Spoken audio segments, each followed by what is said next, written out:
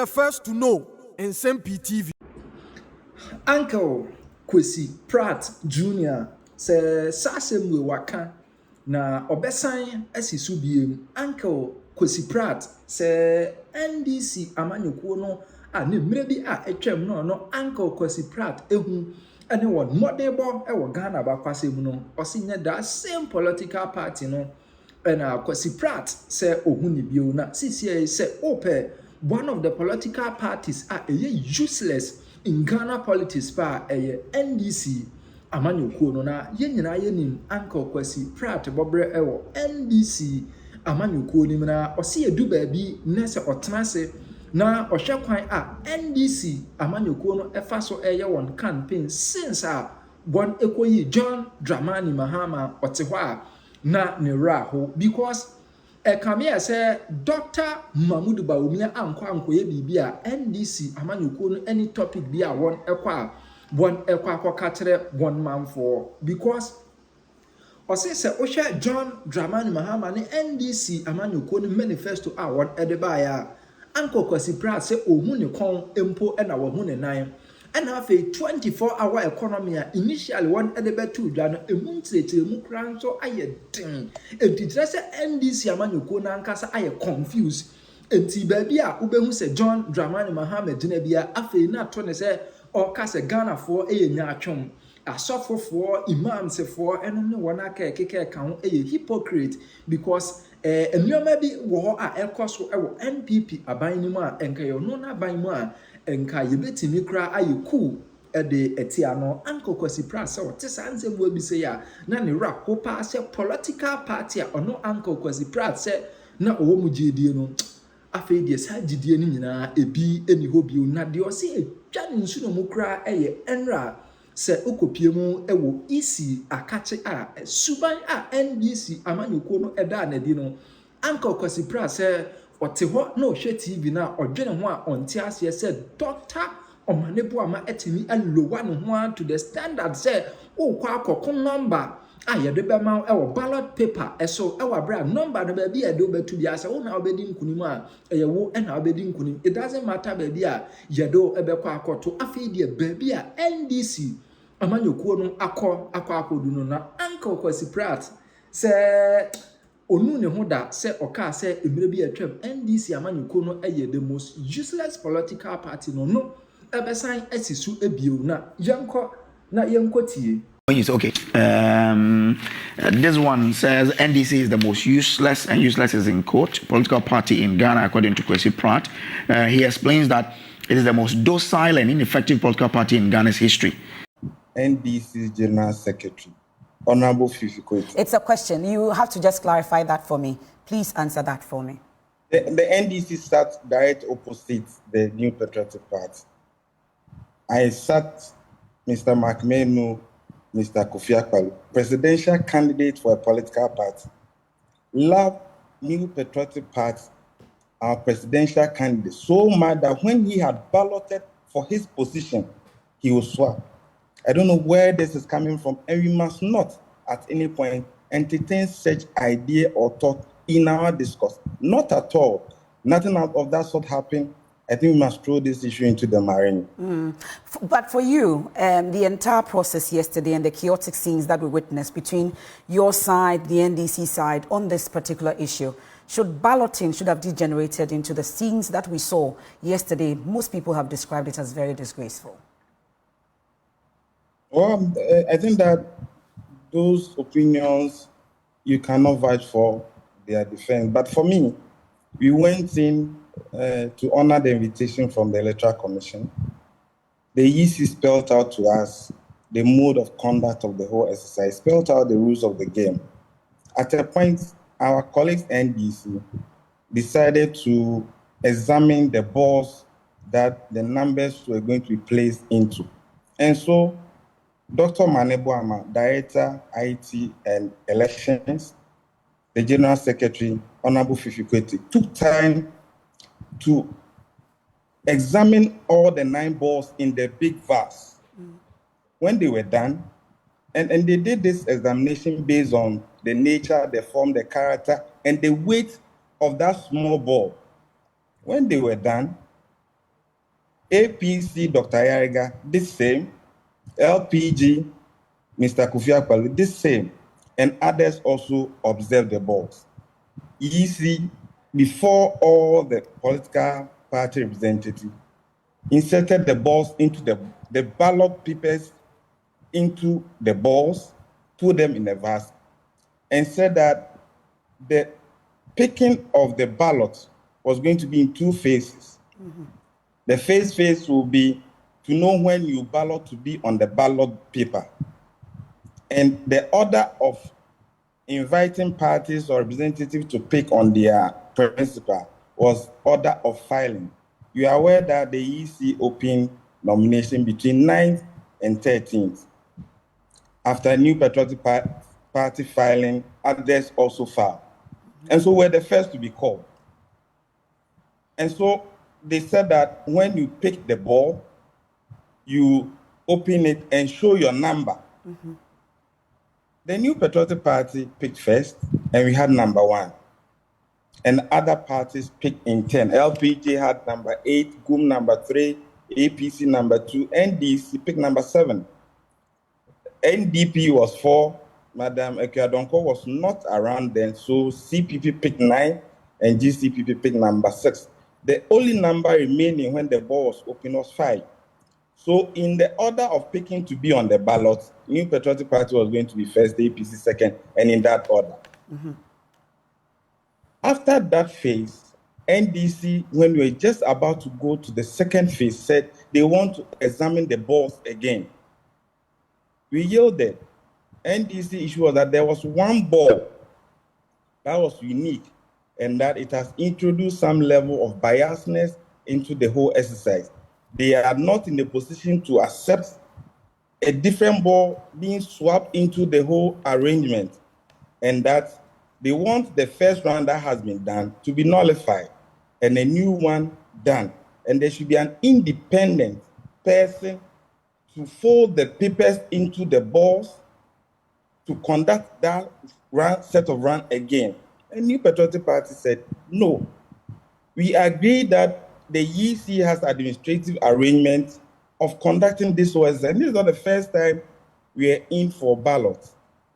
But I said that because New Patriotic Party picked number 1, in fact, the General Secretary, Honorable Fifi, said that some leaks have been given to favor the New Patriotic Party, neither here nor there. And that's not true? That didn't happen? Never. There couldn't have been anything like that. In fact, we were so shocked that the EC sat and allowed the NDC to dictate the mode of conduct of the whole exercise.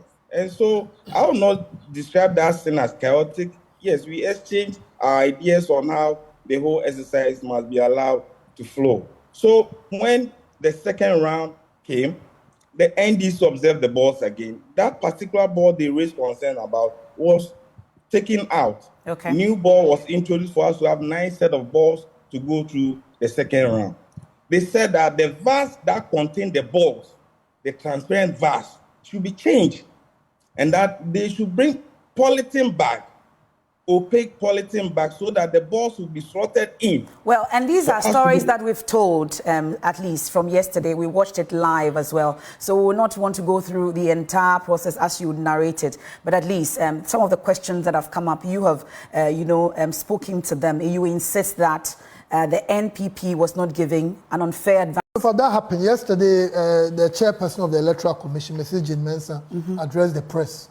And in her statement, she made it very clear that all the parties were given a fair opportunity. And all of them were also given the opportunity to do corrections. And when you look at the records, only 3 parties or so, 3 candidates didn't have to do any correction. For the rest, all of them were given. And the others couldn't address the concerns the commission told them to address. Well, from the commission standpoint, there are reasons why some people didn't qualify, and there are reasons why some people did qualify. And when you look at the evidence, anyone who wants to know why he or she was disqualified can reach out to the commission, because during the shouldn't it be made public so that we all know? Oh, the process in the presentation, the chairperson mentioned almost all of them. during the receipt of nominations, if you remember, the chairperson announced that the commission has set up 2 committees, a technical committee and an IT committee, and they had different responsibilities. Some of them will be cross-checking the qualifications of the applicants. Some of them were also cross-checking whether the people who you have provided as your supporters indeed are at the right places they claim they are. Okay. And we put all these things together. That's why as a commission, for the purpose of transparency, all this information, we have them. If anyone wants to know why he or she was disqualified, I think the onus is on that person to write to the commission. I want to know why we're disqualified. They are not going to write to you. They say they are going to court. Are you ready to face them? The commission is ready. Okay. On what basis did we qualify Madam Mekuyadonko? Did we qualify some of the independent? They went through the process. All their documentations were excellent. Okay. And the committee that did the work came out with the findings that all these 13 applicants have met the qualifications required by the Electoral Commission. Okay. Under no circumstance would the EC favor one person. No, we are not going to do that. Okay. And we cannot do that. Well, the basis for qualification includes a running mate. A running mate. Yes, and with a number of them, at least, with the NPP, NDC, a number of them, we know who their running mates are. Is it the case that some of them filed without the running mates? Because we don't know running mates for some of them. It's one of the requirements. So the commission, next week, we are going to publish the names of all the candidates. Okay. That's what the commission is looking at, that. All the candidates as well as their running mates. So anyone who applied and all those who have gone through the process, they came with their... They all came with their running mates. Yes. Okay, but it's not in the EC's position to tell us who their running mates are. But we'll make going to outdoor it differently. This is a public information. We'll make it available in due course. Okay, Evans. We gave the opportunity to the parties to examine the balls. It was later on the NDC rep, Dr. Maniboma, indicated that he has noticed some differences. But before we began the exercise, everything was given.